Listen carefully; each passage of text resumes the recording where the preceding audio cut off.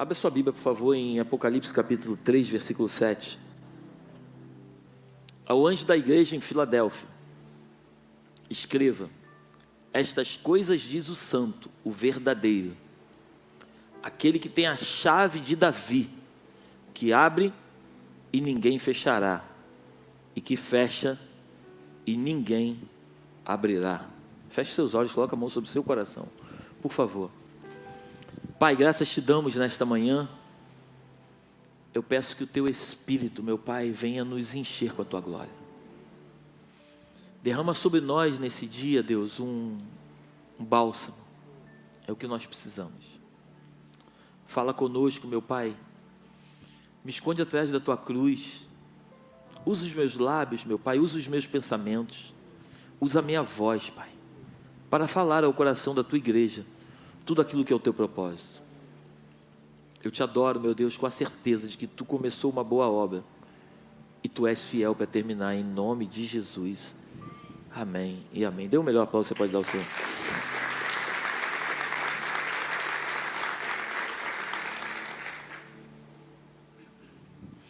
Coloca para mim Salmos 14, do 1 até 3.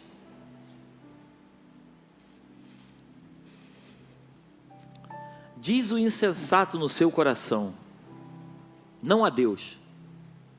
São corruptos e praticam abominação. Já não há quem faça o bem. Do céu o Senhor olha para os filhos dos homens, para ver se há quem tenha entendimento, se há quem busque a Deus. Todos se desviaram e juntamente se corromperam. Não há quem faça o bem, não há nenhum sequer. Estamos no feriado do carnaval, amém? A gente sabe que essa festa é a festa da carne. Nessa época, nesse feriado, existe um personagem ilustre e reverente chamado Momo. Momo, segundo a mitologia grega, era uma deusa da sátira e do riso. E essa deusa, ela era tão irreverente, tão satírica, tão zombadeira, se assim eu posso falar, que, segundo a lenda, ela brincava tanto com os outros deuses com letra minúscula, que ela foi expulsa do Olimpo. A gente, quando para refletir, a gente sabe quem foi expulso do céu. E esse personagem, ele nessa época do ano, ele recebe das mãos do prefeito da cidade, que é o homem que tem autoridade sobre a cidade, que foi eleito pelo povo da cidade. Esse Momo, ele recebe uma chave, dando toda a autoridade nas mãos dele, para que ele possa, nesse carnaval, nesses dias de feriado, fazer o que ele bem entender. No tempo antigo também, existia um deus chamado Dionísio, que era o deus do vinho, da pornografia, de um monte de coisas. Então tudo isso no carnaval acontece. Interessante que Momo, ele recebe a chave do prefeito, a autoridade é dada nas mãos dele, e ele agora, com essa chave nas mãos, ele tem todo o domínio no mundo espiritual sobre a cidade. Eu não sei se para vocês faz sentido, mas é assim que funciona. No mundo espiritual, ele tem todo o domínio sobre toda a cidade do Rio de Janeiro. E isso vai terminar numa quarta-feira de cinzas. O nome já diz, quarta-feira de cinza, porque tudo já foi queimado antes. Então termina em ruínas. Então, é um feriado onde, infelizmente, muitos crentes dormem. Muitos crentes, e eu, em nome de Jesus, eu sei que isso não acontece na Belém, mas muitos crentes à noite ligam a televisão para ver o desfile das campeãs, da escola de samba. Graças a Deus que aqui na Belém não tem isso. Isso é lá na igreja do vizinho. Mas o povo quer saber, é aquela curiosidade. Eu quero saber o que está acontecendo no arraial do inimigo. É mais ou menos por aí. O mundo espiritual, eu não sei se você crê nele, mas se você não crê, eu te aconselho a ler a Bíblia, porque se você ler a Bíblia, você vai crer. O mundo espiritual, ele é mais real do que o mundo físico. O mundo físico, eu tenho uma caneca que eu pego. No mundo espiritual, a Bíblia diz que existem milícias de anjos me cercando ao meu redor. mas depois do meu redor, ao meu derredor, tem demônios rugindo como um leão, mas eles não são leão, porque leão só existe um, que é o da tribo de Judá. Amém? Então esse é o mundo espiritual. Então agora a gente está no meio de um feriado, na festa da carne, aonde tem orgia, prostituição. A quantidade de pessoas que serão contaminadas com o vírus da AIDS é um absurdo. Pessoas tendo relações sexuais com pessoas que nunca viram na vida. Esse é o carnaval. É a festa que o nosso prefeito gosta. Alguns anos nós vimos, passando em todos os vídeos aí na internet, até hoje passa, o demônio arrastando Jesus pela avenida, com um tridente na mão. Eles brincam, mas vai chegar um dia, a minha Bíblia, igual a sua, diz, que vai chegar um dia. Ele se apresentou como cordeiro, mas a Bíblia diz que ele virá como leão.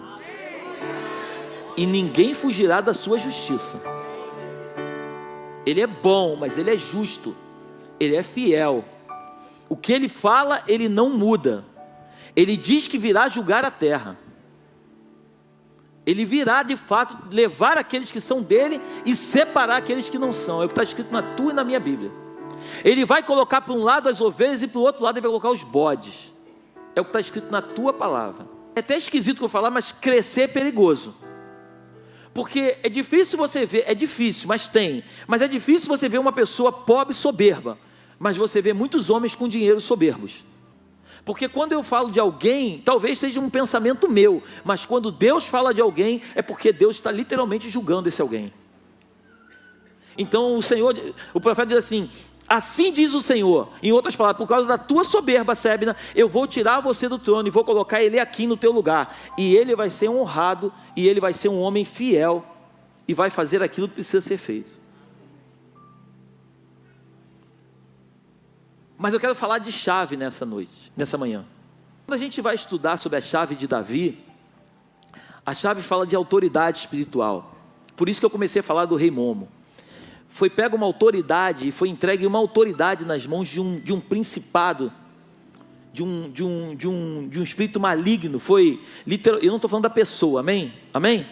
Estou falando daquilo que está regendo o Rio de Janeiro nesse momento. Então, foi entregue a chave da cidade na mão de principados e potestades na cidade do Rio de Janeiro. Então, o Rio de Janeiro, nesse momento, está sendo governado, né, por autoridades espirituais que são hostes malignas. Amém? E nós, como filhos de Deus, como servos de Deus, precisamos entender que é o tempo de nós vigiarmos. É o tempo de nós buscarmos, orarmos, jejuarmos, clamarmos pelo sangue de Jesus Cristo nesse tempo. Porque amigos nossos, irmãos nossos, se nós não vigiarmos e não orarmos, muitos deles serão tragados nesse momento.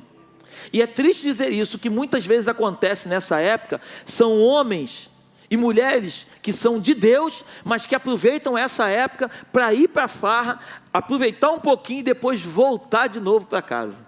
É literalmente o filho pródigo, come alfarroba de porcos e depois volta para casa todo sujo.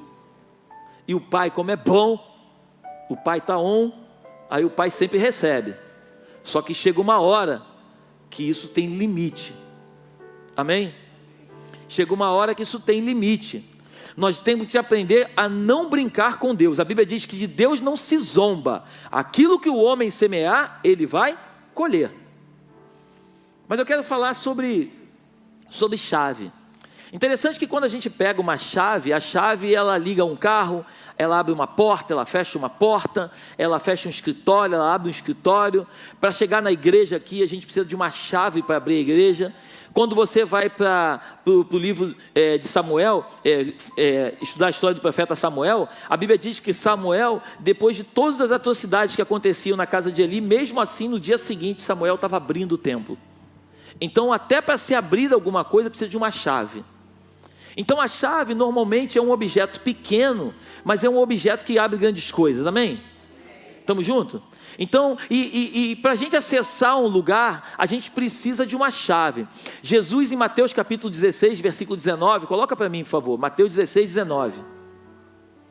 Jesus está em Cesaré de Filipe com os discípulos, e ele fala para Pedro que ele dar-te-ei as chaves do céu, do reino dos céus.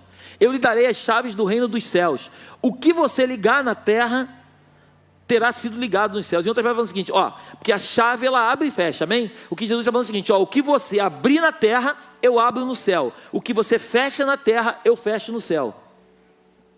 E o que você desligar na terra será desligado nos céus. Então, Jesus estava dando para Pedro uma chave, mas não uma chave física. Jesus estava dando uma chave, um acesso. Jesus estava dizendo para Pedro o seguinte, Pedro, eu vou te dar um acesso. Sabe aquele convidado VIP? O convidado VIP, ele chega num evento, ele anda com crachá, ele pode andar por qualquer parte do evento, porque ele é VIP.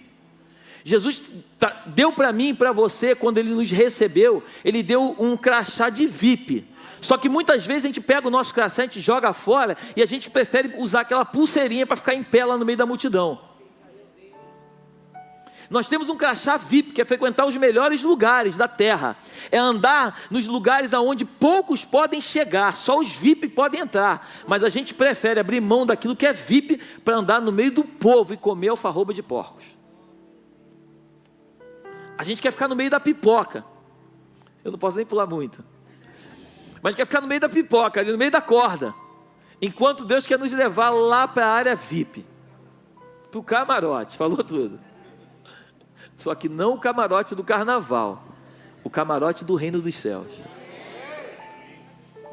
Então essa chave, pastor, me fala um pouco mais dessa chave. Essa chave já te foi dada. Essa chave, quando a Bíblia fala lá em Apocalipse capítulo 3, versículo 7, está falando de Jesus Cristo. Ele é a chave. Ele é a chave, Ele é a porta, Ele é o caminho, Ele é a verdade, Ele é a vida. Então Jesus é essa chave. Foi dada uma chave para mim e para você, que é uma chave que nós acessamos lugares onde muitos não conseguem acessar.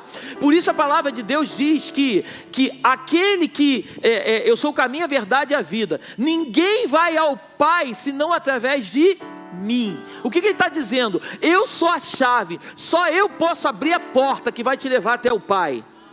Muitos falam do Pai, mas ninguém sabe qual é o caminho. Eu sei qual é o caminho. Certa vez os discípulos disseram, tá bom Jesus, tu está falando muito do caminho, mas como nós vamos para o caminho, se nós não sabemos qual é? Aí ele falou assim, não, Tomé, deixa eu te falar uma coisa, eu sou o caminho. Eu sou o caminho, cara. É só você olhar o que eu faço. É só você seguir os meus passos. Em outras palavras, que eu quero nessa manhã trazer para o teu coração, te dizer o seguinte, tudo me é lícito, porém nem tudo me convém. Eu posso todas as coisas, mas nem todas as coisas que eu posso são necessárias e talvez suficientes para a minha vida. Eu posso sair daqui agora e ir para o carnaval? Eu posso, mas a minha pergunta é, convém? Não convém. Eu posso botar uma fantasia para o carnaval? Eu posso, mas é bom? Não, não é bom. Não é bom. Não é bom. Uma irmã esses dias, me mandou uma mensagem para mim, pastor, o que você acha disso? Um bloco de crente. Eu falei, minha irmã, com todo respeito, eu não gosto de julgar ninguém, mas eu não curto, eu não creio nisso. Isso é uma opinião minha. Se essa mensagem for não, vai para a internet, daqui a pouco vão bater em mim, mas não tem problema. Eu vou expor aquilo que eu creio. Eu não estou aqui para agradar ninguém. Eu não estou aqui para falar algo para que as pessoas gostem de mim. Eu estou aqui para falar aquilo que a Bíblia fala. Então eu não posso andar num ambiente sujo para entrar em lugares. Eu posso muito bem evangelizar uma pessoa num outro momento. Eu não preciso ir num bloco de carnaval para ficar evangelizando ninguém. Mas isso é uma opinião minha. Amém? É o que eu creio. É o que eu creio. Mas vamos voltar para a palavra. Então o que eu quero dizer para você é o seguinte. Então, Sebna, ele era um administrador do palácio, do rei, das coisas de Deus. Ele administrava as coisas, só que ele administrava da forma dele. Ele cuidava do jeito dele. Ele fazia as coisas do jeito que ele acreditava que era certo. Ele vivia literalmente ali cuidando das coisas do rei, mas ele queria, na verdade, ele tinha uma vaidade no seu coração, e ele queria, na verdade, mostrar para as pessoas quem ele era. Por isso que a Bíblia diz, eu amo a Bíblia, que a Bíblia diz que quando um servo, ele faz somente aquilo que o seu Senhor pede, ele é um servo. Quem gosta de Bíblia, ele é o servo? Ele é o servo? Eu vou falar de novo, é um servo? É um servo inútil. Fala com autoridade, ele é um servo inútil. Todo servo que faz aquilo que o seu Senhor pede, ele é um servo inútil. Ele só faz o que é pedido. Nós fomos chamados para fazer além daquilo que lhe é pedido. Eu falo muito com as pessoas desta casa, os trabalhadores, os voluntários. Fazer aquilo que te é pedido é muito bom, mas nós fomos chamados para fazer mais. Nós fomos chamados para doar a nossa vida em prol do reino. E eu louvo a Deus por esta casa, que o Senhor tem levantado homens e mulheres com coração generoso neste lugar. Pessoas que estão dando a sua vida, abrem mão de muitas vezes dos seus afazeres, para estar aqui servindo a outras pessoas que muitas vezes nem merecem ser servidas. Porque tem muita gente que respeita os trabalhadores, mas tem muita gente que faz muita ignorância. Se a gente parar para refletir, é algo assim incrível. Você chegar na casa de Deus, ter um irmão ali te servindo de graça, doando o seu tempo para te servir de graça e ainda ser maltratado. E se contar isso para alguém, ninguém acredita. Mas eu sei que tem. Graças a Deus não é aqui. Amém? Nós estamos no meio do carnaval. É a festa da carne. O que diferencia o puro do impuro é exatamente o ambiente, o local onde ele se encontra. A palavra de Deus diz que quando aquela mulher do fluxo de sangue, ela era uma mulher que tinha gasto todo o seu dinheiro com os médicos, ela não tinha mais a quem recorrer. Ela, em outras palavras, ela era uma mulher impura, e ela não podia estar no meio da sociedade, porque se alguém tocasse naquela mulher, se tornava impuro. Porque aquela mulher estava contaminada, se assim eu posso dizer. Então aquela mulher, ela não era bem vista no meio da sociedade. Aí agora ela chega no meio de uma galera que está andando, cercando Jesus, apertando Jesus para lá e para cá. Jesus andando no meio da galera, andando assim, tudo apertado, joga para cá, joga para lá, e de repente alguém toca na orla dele, não toca nele, toca na orla dele, ele para e fala assim: alguém me tocou. Mas como, Senhor? Pedro pergunta: mas como alguém te tocou?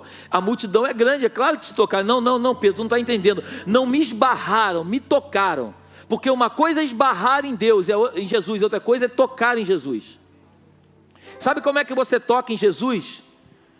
Num feriado como esse, quando você literalmente se mantém firme no propósito, e você santifica a tua casa, santifica o teu lar, santifica a tua vida, você está tocando em Jesus. Quando você não se mistura com as coisas mundanas, e que você não permite que as coisas do mundo venham entrar dentro da tua casa. Você sabia que o mundo espiritual é feito de legalidade? Por isso a Bíblia fala assim: vigiar e orar, e manda vigiar primeiro para depois orar. Sabe por que o mundo espiritual é feito de legalidade? Porque o inimigo só pode tocar na tua vida no momento em que você dá legalidade. Lembra de Jó? Homem reto, fiel e temente. Fiel, íntegro e temente. Satanás vai dizer assim: ó, ele só é tudo isso porque tu dá tudo para ele. Não, ele é tudo isso porque ele é tudo isso. Então deixa eu tocar nele. Tem que pedir permissão para tocar, se não tiver legalidade. Agora, quando se tem legalidade, Davi peca. Lembra?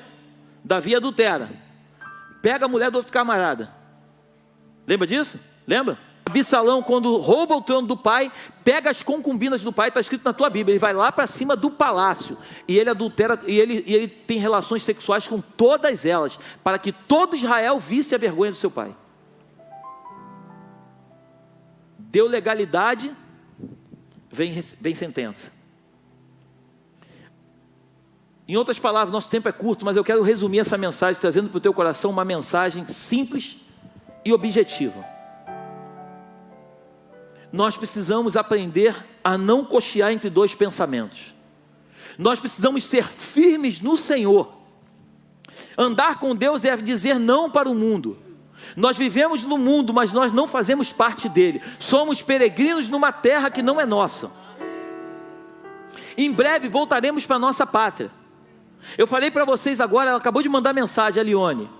Jesus veio visitar ele, Jesus fez questão de falar com ele, ele estava tendo alucinações devido aos remédios fortes que ele estava tomando, mas ele acordou, ela disse que ele acordou, abriu os olhos, e ele disse para ela, fica tranquilo, Jesus me visitou agora e falou que a gente vai ficar todo mundo bem, e ele fechou os olhos e não falou mais nada, que ela me disse, porque até nisso Jesus se preocupa, em poder deixar aqueles que aqui ficam, entendendo o propósito maior que ele tem na vida daqueles que ele leva. Glorifica o Senhor.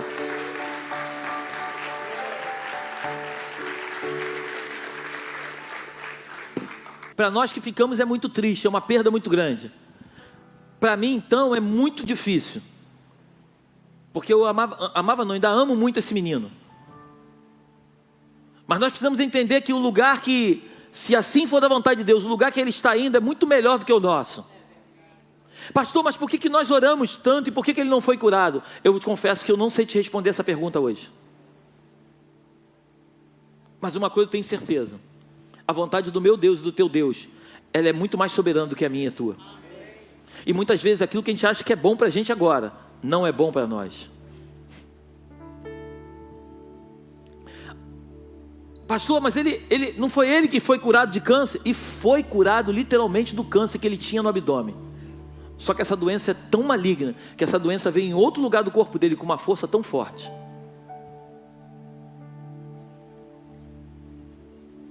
E não tem nada a ver com a mensagem, mas eu sinto no meu coração o desejo: cuide da tua saúde. Isso também faz parte de um projeto de Deus na nossa vida, porque nós somos o mensageiro, amém?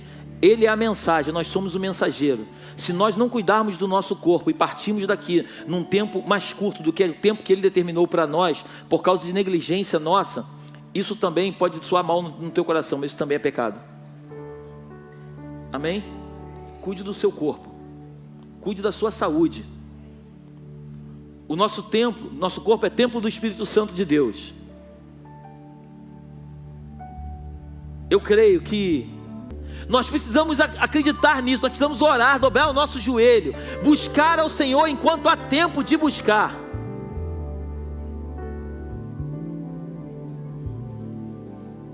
Buscar enquanto há tempo. Hoje à noite, 19 horas, nós temos nosso culto. É carnaval, é feriado, você não tem nada para fazer na segunda-feira, vem para o culto. Vem adorar o Senhor. Vem entronizar o nome dEle, vem glorificar o nome dEle. Vem dizer para Ele, não adianta você chegar e falar que ama. Você ouviu? Guardai os meus mandamentos, o domingo é do Senhor. Devemos adorar o Senhor com toda a nossa força, com todo o nosso entendimento, com toda a nossa alma, com todo o nosso ser. Esse mundo, ele precisa ver homens e mulheres de verdade. Homens e mulheres que não se dobram a Baal, a Astarote, não se dobram a Deus Azerá. Homens e mulheres, quando Elias estava lá no Monte Carmelo, a Bíblia diz que Elias, ele quando vai lá, ele fala assim: olha, se realmente Baal é Deus, vocês clamem por Baal, e eu vou clamar por Jeová. E vamos ver qual dos dois taca fogo do céu. Lê na tua Bíblia, 1 Reis capítulo 18, lê com calma. A primeira coisa que Elias faz, Elias deixa eles tentarem lá o tempo todo. Fala mais alto que talvez Deus possa estar ocupado, não está te ouvindo. Elias ainda zomba deles. Quando chega na vez de Elias, preste atenção aqui em mim, por favor. Quando chega na vez de Elias, lê na tua casa, 1 Reis capítulo 18. A primeira coisa que Elias faz, antes de clamar para que fogo venha do céu, a Bíblia diz que a primeira coisa que Elias faz é restaurar o altar. Não vem fogo do céu sem o altar estar restaurado. O fogo não consome a oferta se o altar estiver quebrado.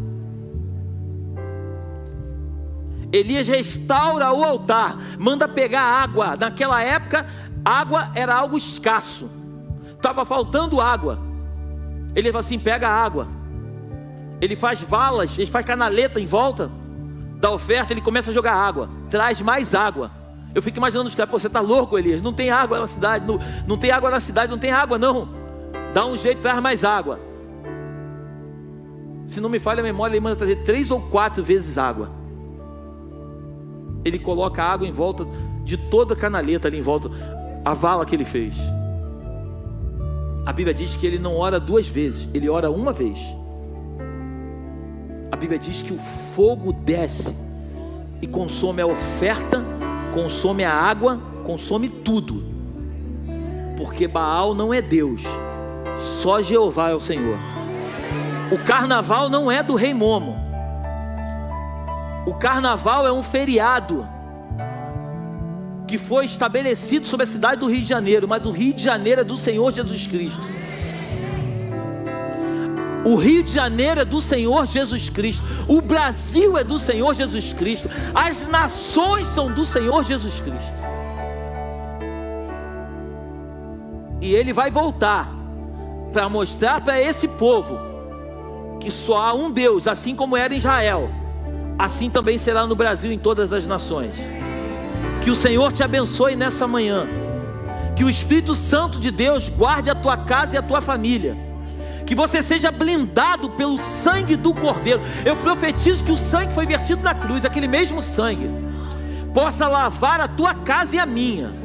Que esse mesmo sangue venha cobrir os nossos e nos separar e nos anular de toda e qualquer sentença maligna que esse mundo tenta imputar sobre nós. Não negocie os valores eternos. Guarda os segredos. Eu dei um texto para essa mensagem. Guarda os segredos. Segredos esses que só chaves que o Senhor tem dado para você. Tem chaves que o Senhor tem entregue nas tuas mãos, que são as chaves que vão te levar para um outro nível com Ele. Não negocie a tua chave, não empreste ela para ninguém, ela é tua. Chave não se empresta, chave não se negocia. Unção foi dada para você, e a unção que Deus colocou sobre a tua vida, toma posse dela e não abre mão dela, porque o inimigo quer roubar a tua unção, o inimigo quer roubar aquilo que Deus separou sobre a tua vida, e se ele conseguir levar isso, ele roubou tudo de você. Que o Senhor te abençoe nessa manhã, em nome de Jesus.